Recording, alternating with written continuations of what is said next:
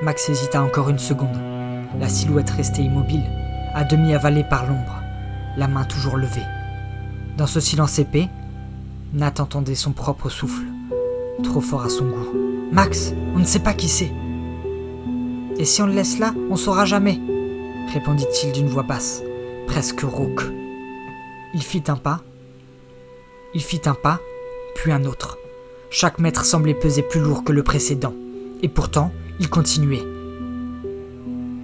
La lumière tremblotante de leur lampe accrochait enfin un visage, un homme, la cinquantaine peut-être, la peau tirée sur des pommettes saillantes, des yeux creusés par la faim ou la peur, probablement des deux. Ses lèvres tremblaient, comme s'il cherchait ses mots depuis longtemps. « Vous n'êtes pas avec eux ?»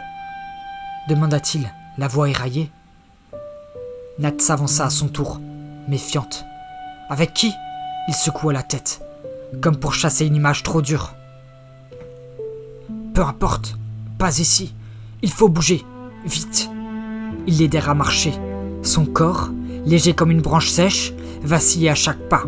Lorsqu'il s'arrêtait quelques minutes plus tard, à l'abri d'un renfoncement, il parla enfin.